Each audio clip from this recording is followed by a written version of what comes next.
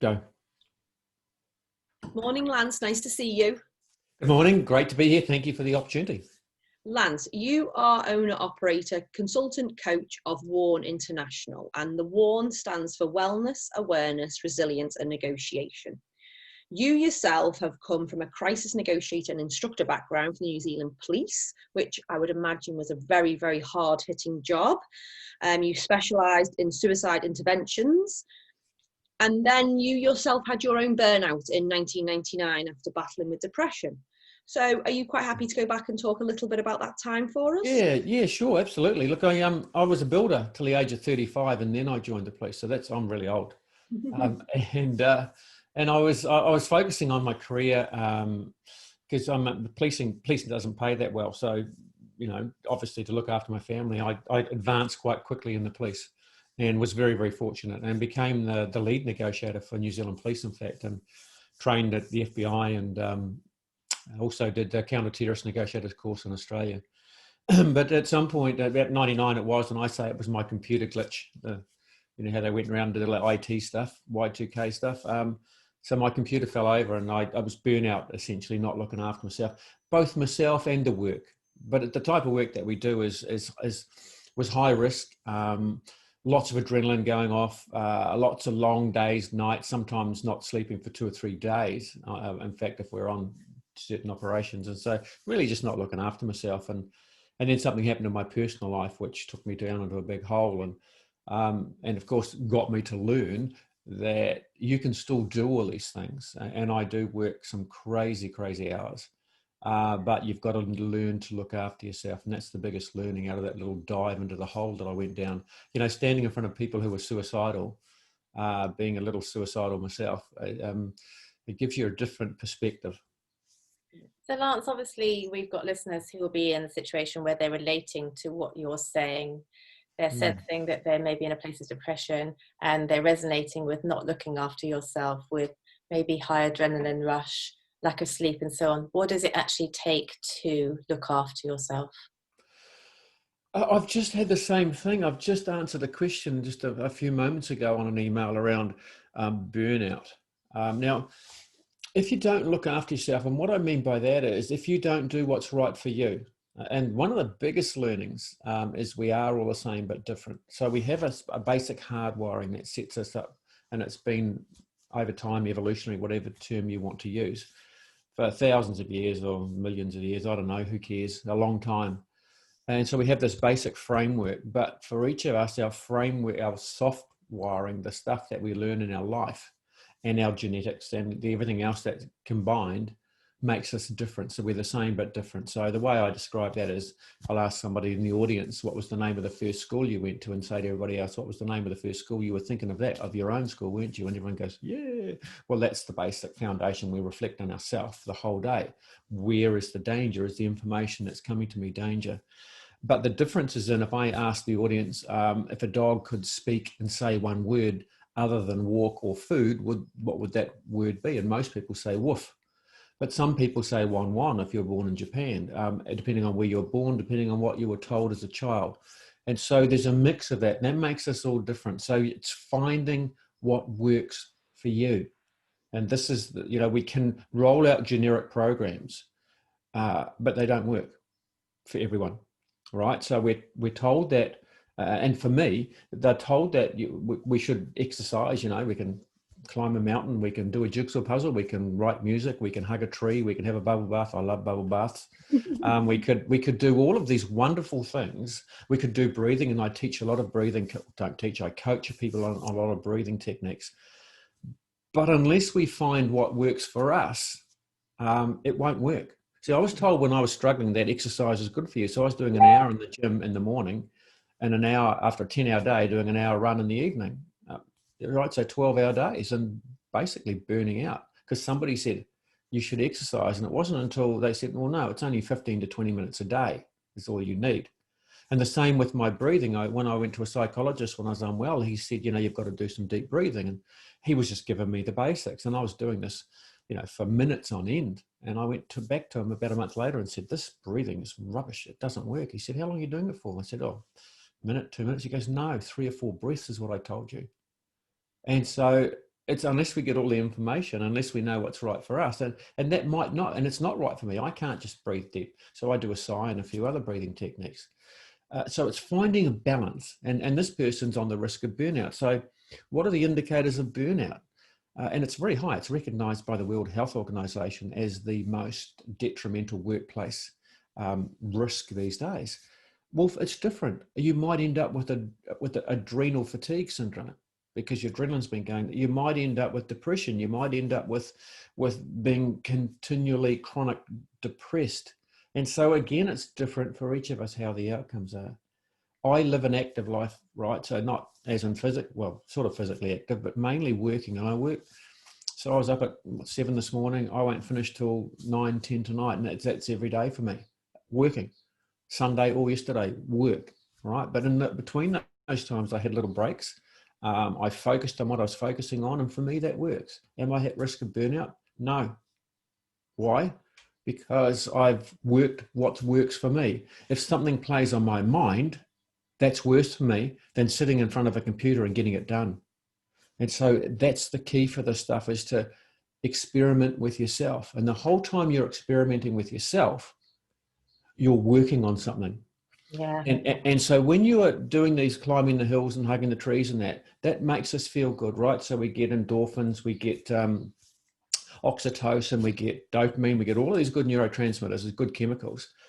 But when you come back to it, you've still got what's on your mind. And that, for me, I'm 62. It's taken me a long time to figure that out, that it's right for each person. But fixing what's on your mind, you can work at worrying or work on what's worrying you. This thing doesn't care. It will do either. So you're better off just saying and focusing. So I love lists, and I've developed a model for dealing with worry, which basically works like a business continuity plan that we have in organizations, of extrapolating out, write the tasks, extrapolate them out, then number them easiest to hardest, so we can get that little dopamine shot every time we tick it off. Self-actualized neuroplasticity, the ability to drive a new neural pathway to change a pattern of behavior. And that works for me, right? The definition of anxiety today, that anxiety, a lot of kids have that, and you would know in your work, and the fabulous work you do. I've been having a look, I've been sneaking around your website. Fabulous work that you do. The definition of anxiety, according to the APA, is worrying thoughts. So our young people are worrying more than ever. Why? Because they've got more information coming into their prehistoric brain than ever before. They're more empathic than any other generation. You'll know that too. And I have some stand-up wild-loozy discussions with people who say, no, they're not. They're self-centered, take selfies. They're comparing themselves with others. That's what they're doing. They're reaching out in their own way for, I'm here, come and hug me, come and love me. Totally. Yeah, we couldn't agree more, to be honest with you. And everything you say is music to our ears, and we totally agree. You know, both Sue and I work one-on-one with individuals and try and help them. And you're right, there's no set plan for each person, and it is just tapping in to them individuals. And we're all beautiful, we're all gorgeous, we're all absolutely finding our passion and purpose. And you're right, the brain is such an amazing tool, isn't it? It can take us down such rabbit holes of worry, and we spend a lot of time worrying about worrying. Yeah, no, that's the thing to this. You know, I do this little diagram. You know, the worry spiral. We've all, well, what is the worry spiral? Well, it's associated with catastrophization. So we spin around for a little bit just worrying about something, and unless we do something about it, it starts to expand the negative. And then by the time you start getting down here, something else. Do you remember that thing you did last week that you're still working on, that you thought you'd done with? And so, you know, here's a simple example. You're leaving home in a bit of a hurry. See ya, you shout out to your partner who's at home there, and just as you close the door, you hear this voice, whatever, and you think, you wait till I get home. I'll deal with this later. And you think about it all day. By the time you get home, you're having a divorce, you're breaking up, the world's over, right? And you open the door, hello, expecting no one to be there. Hi, how was your day? You're like, what is wrong with them? My day was good. How was yours? You have a little chat and you go, hey, when I left this morning, what did you shout out? Love you forever. What'd you think I said? Oh, nothing. It's so true. I love you made it up. So what it does is it expands the negative to fix it, to make it easier for you. Well, here's what's happened. You misheard something, but don't forget that. you ended up expanding it and thinking, well, and it ends up being self-blame. How often does that happen? Oh, really, it is my fault. It's not them. I must have done something. It ends up like that because we reflect on ourselves. We are creatures who look forward to where is the danger, but based on our past. And I think that's what, of course, what's happening with COVID. That's really critical, isn't it? We're constantly looking at danger. And you've already said that young people of today, they're overstimulated. They've got so much information. They're looking at the media. They're looking on social media, making comparisons the whole time. And we talk about depression and anxiety. And depression is depression. Anxiety is anxiety. Not everyone listening has been in the police force. But whatever the cause of your circumstances, and we have listeners I know that have got young children, they're in overwhelm because they're stuck at home every single day. They're not getting a break. And when we talk about looking at how we can transform our lives, what we can actually take responsibility for to transform our life into a better place, what also makes your heart sing? For some people, it is exercise and it is running. But for other people, for me, it's being in the garden. It's actually handling plants. It's being outside. It's creating. I'm a very creative person. It's creating with flowers, with vegetables. So where is it that you feel as a listener, your heart is able to sing? Where do you find peace? Is it being on your own? If you've got young children, it might be connecting with friends who also have young children, so you can have a cup of tea. If it's that you're raising teenagers at home, it might be just completely having a break and being in space on your own with nobody around, nobody cramping your space. Where is it that you find is your relief? And build on that one thing, expand on it, and strategize it, build it into your life so you've got time for you doing that one thing. And that really is the key. It's doing more so, and it's one little thing.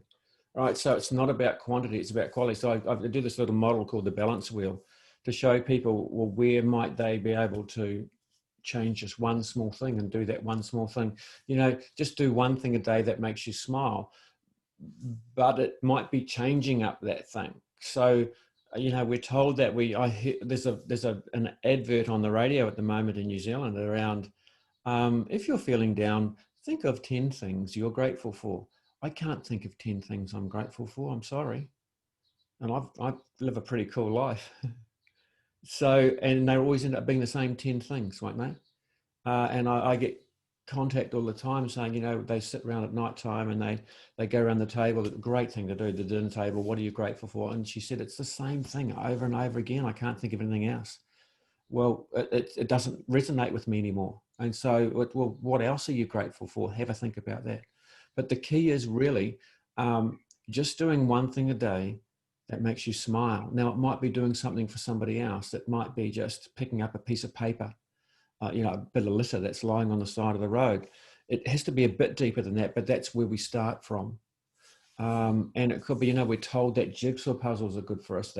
That's part of our spiritual brain. When you're doing macrame and those artistic stuff, or when you're in the garden, when you're doing that, that's good for your spiritual brain. And we've all got spirituality. We're not talking religion here. We're talking spirituality, right? And I'm hearing myself talk now and I'm thinking, really? Is this you? Where did this guy come from? And so having just finished my new book, and I sort of stumbled across it, but that's what those things are. And do you know, old Maslow, I love Maslow, Abraham Maslow, and the basis of that pyramid of a hierarchy of need: food, water, shelter, air, money. I put money in there. Sorry. Without money, you haven't got food, water, shelter, right? And family. So just gardening, what are you doing? Food, isn't it? Yeah. When you're exercising, actually, for me, in the garden. So subconsciously, the things that we really enjoy for ourselves are based on that bottom platform. Yeah. And I think when we're in them spaces anyway, when we are doing them spiritual brain things, we're generally not somewhere else. You know, we're so focused on what we're doing. Like, as you said, just the simple thing of a jigsaw puzzle. I love jigsaw puzzles because when you're there and you're trying to find those I hate them. damn pieces of puzzle. I hate them. Yeah. Well, you're finding them and they're all blue and you're like, and you feel like you're going out of your mind, but you can't be anywhere else. You are there with those 1,000 pieces of that damn puzzle. And it's so therapeutic because our brains are so overworked nowadays, so overstimulated. As you say, we're getting millions of bits of information all the time. Not surprised teenagers and the rest of the world are in overwhelm.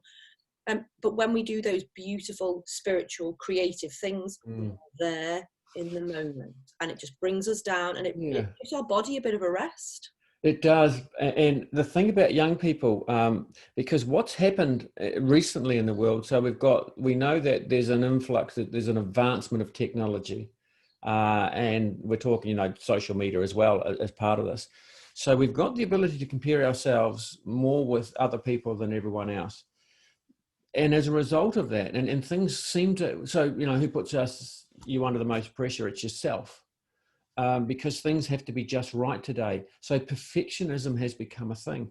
So in my day, life was simpler, right? So I told you how old I am.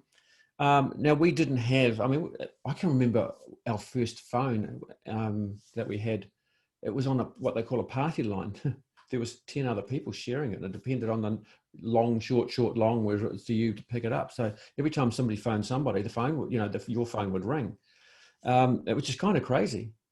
But it worked, right? So life was a lot simpler.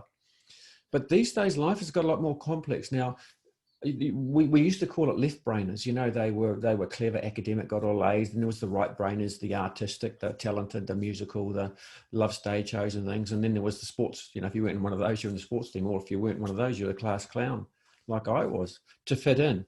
But these days, kids want to be all of those things. And this is the thing.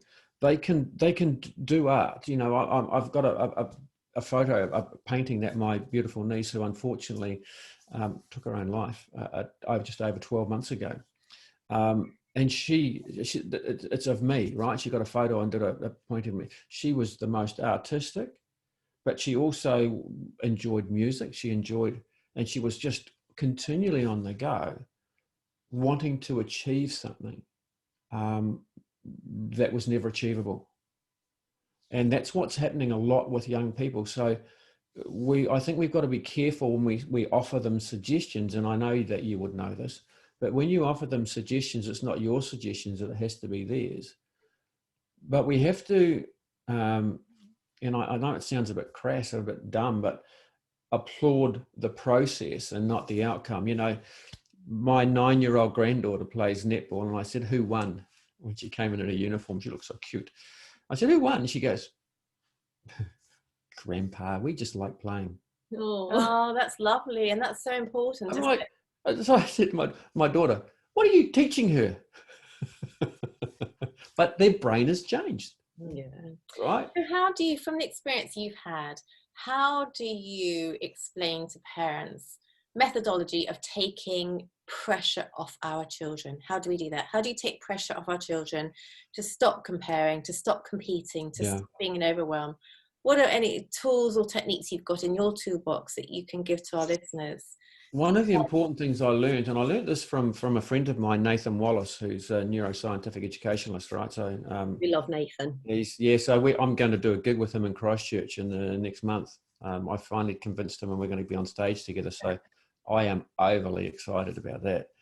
And one of the things that he says around that is around validation, and validate. And so in crisis negotiating, we call it acknowledging the emotion, right? Validating the emotion, they call it in psychology. And it's about applauding the process. It's about congratulating them on the outcome.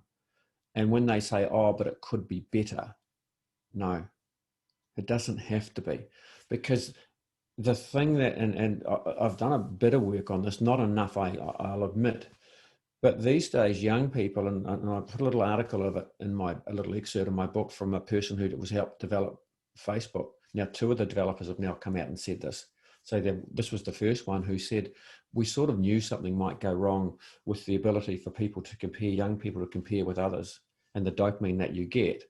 They can compare themselves to more people in the world now. And so they want their teeth to be straight. They want to be the right body size, whatever that size might be. They want to, so they can compare themselves with so many other people to their detriment." And this guy said, "We knew it might happen, but we carried on regardless, to my deep regret." And now the second developer of Facebook has come out just recently and said exactly the same thing. And so that ability to compare, so we're comparing ourselves the whole time. While I'm talking with you, you're comparing with what I'm saying, with your work, etc. And that's what we do the whole day. And young children, their brains are going so fast. They are already neuroplastic. You put a bit more dopamine in there and they become even more neuroplastic, and they're getting excited about the social media, and they're getting excited about the comparisons. And then we get that one hurtful comment, you're fat. And because their brain is already now really excited and opened up, whoomp, and it closes on it. And that's all they focus on. And that's what's sort of a simple explanation of what's going on. It's a little bit more complex, but that's a simple explanation of what's going on. And so I guess just applauding what they're doing, saying to them, if they say, oh, it needs to be better, it needs to be better, it needs to be better, it's not good enough, it's not good enough, you know, and tearing things up. And that's what they're doing. They're tearing things up and cutting them and smashing them, and just leave them. They've got to have a safe place, right? So don't go in there and say they shouldn't do it, just leave them. And then come back and later on and say, next time, so what did you like about it? Next time, what would you change? And just pointing out those little things, validating that they are, what they've done is great, and their emotions. You know, you could say, I can see you're angry about that, but they already know that. But certainly, when you push on people today, they push back twice as hard. And I get messages. In fact, I had a meeting just the other day with parents who their daughter had gone into drugs, teenage daughter, you know, a terrible childhood, an incident I'm not going to mention on here that happened. So, you know, we covered up with drugs and things. And what they were doing lovingly was saying, you know, you need to stop this, you need to do this, you need to come home, you need to. And I said, no, she doesn't. She needs to know that there's a loving home to come home to. And when she starts going off and doing things that you don't like, just say, I'm here when you need me, and walk away. And he got back to me just the other day and said, wow, yeah, she's home. I think that's a really important thing, because we try to rescue our children all the time. And of course we want to, because we love them so dearly, but it's actually allowing them to have the choice and giving them the power back. And also just, you know, bringing them to that place of calm rather than trying to deal with them when they're up on the ceiling and going crazy. That's not a great time to talk to anybody. So bring them back to a calmness, give them back their power, and make them feel safe, loved and secure, because that's actually all we all want. We all want safety and security. That's it. That's Maslow again. That's that next layer of Maslow. Yeah. Interestingly, we were always saying as well that we're all about learning resilience, empowering our children to learn resilience. And as Joe says, we want to protect our children at all costs. That's our natural instinct as parents. But at the same time, we're big advocates that we want our children to make their mistakes at home, where they're in a safe, protected environment, where we also as parents can role model change for them. We can role model that we're slightly ahead of them on their journey, and that ahead it is safe. Your journey is safe ahead, and these are the different aspects of your life that we can implement strategies to create change that are positive for you. My question to you is that we're talking about overwhelm. We're really sad to hear you've lost your niece to suicide. You've talked about depression. You've talked about increasing dopamine levels.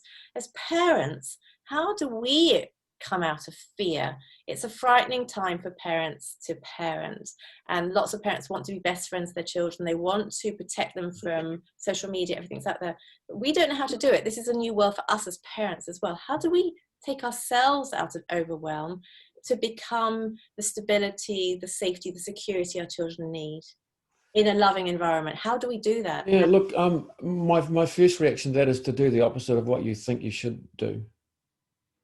Because our default setting is anger, unless it's been taught out of us, unless we've learned differently, because we've got a basic survival technique, right? And it is out of love and out of fear. And fear is what keeps all humans alive. And we learn fear, right? It's not born into us. We have a fear of death. No, we don't. We have a basic survival mechanism. And I've had some great discussions as well with people on this. You put a toddler beside a swimming pool. What do you think the chances are of that toddler going in the pool? Very high, because we're curious creatures. And so that's why we've got to watch out. You know, you put a toddler beside a fire, they're going to touch it because they don't know it's hot. So we learn a lot of these things. One of the things that we do out of love is we fear that our children will be hurt and harmed. And you know, it grates my skin when I hear people saying, you know, we need to teach our kids how to harden up. In fact, I just put a post out on that yesterday.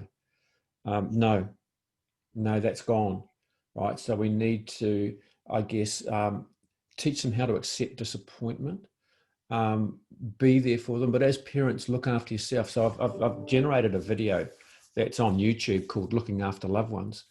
And it's 20 minutes long, and it basically says this is what you're going to go through, and the first thing I want you to do is to focus on yourself, because if you're continually worrying about your children or your child, you're not going to sleep, and when your sleep goes, everything else just falls apart.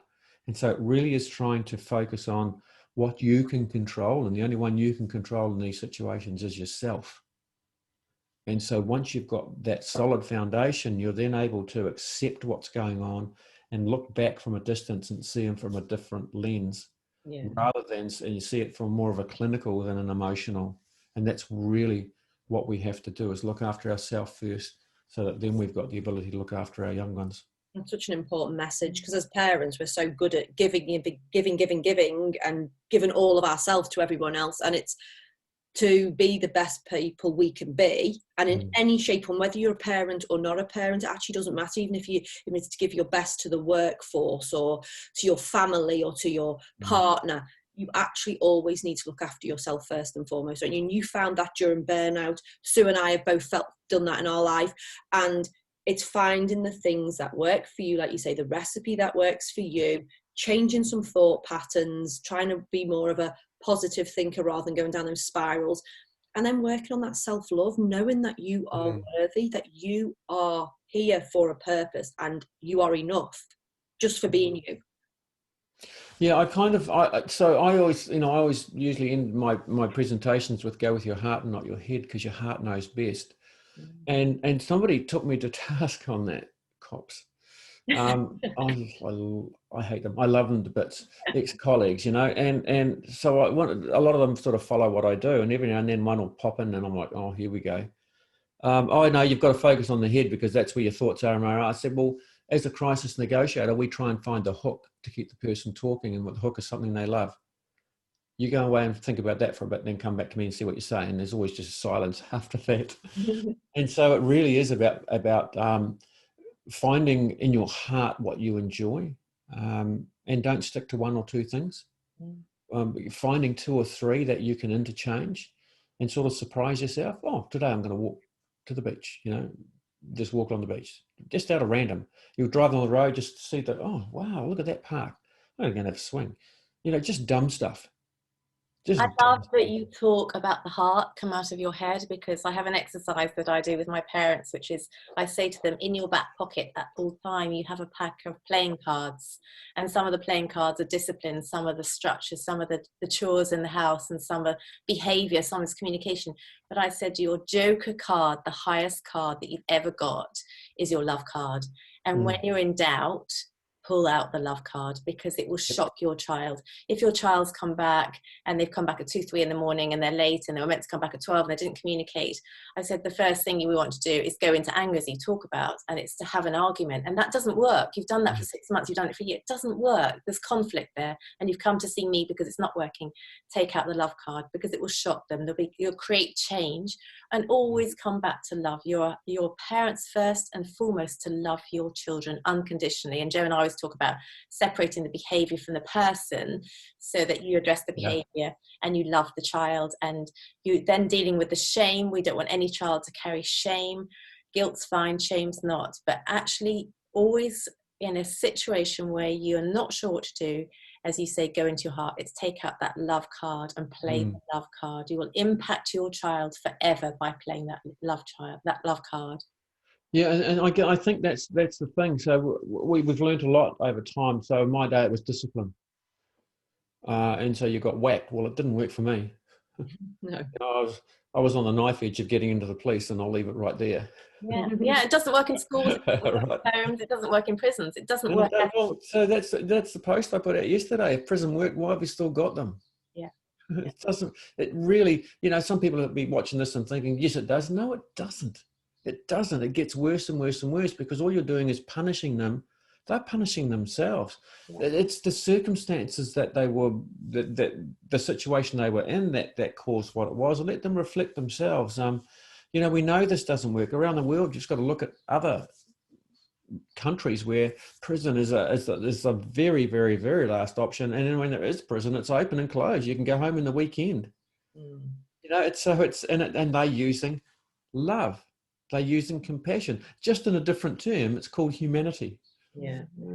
And love is what you can couch love how you like. So some watching this may not like that word love and heart. Oh, not watching this. Well, okay, let's be human. Let's treat people with respect. I mean, respect is heart, isn't it? Yeah, or talk about compassion, as you say, and empathy. And actually looking at Bhutan, they're the only country in the world that government has got a happiness department, and everything in the country, every law that's passed has to go through the happiness department, the happiness project. And you're now recognizing happiness, compassion, empathy. If you don't want to talk about love or spirituality, you know, they're key topics, and that's where we want to move to. So before we close, you've given us so many little nuggets to think about, you know, for parents listening, for a general audience listening, so much in terms of where we can go as individuals in our own lives, taking responsibility. What would be one last key message from your life experience that you would like to leave our listeners with? Well, the first thing is focus on yourself. That would be the biggest message is what are you doing? Are you modeling behavior? Are you looking after yourself? Are you doing the right things for you? Because unless you're in a solid platform, I'm coming from a building background, right? So, and if a house is, you can have the most beautiful house in the world. If it's not on a solid foundation, it's going to fall down. And so the only way to understand things is to get you in the best position you can be in to be able to help. So I call it be selfish, a little selfish to be a lot selfless. So in other words, just looking after yourself, making sure you've got a good night's sleep, making sure that you're in a really good headspace so that when things do happen, that you're able to deal with them, and you're able to deal with them in your best way, at your best self.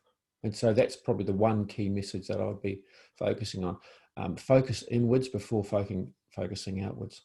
That's perfect. We love that. And it's all about spreading love to yourself and to others. And Lance, our listeners can find you at warninternational.com. Is that right? Yes, that's it. Yeah, WARN International. Yep.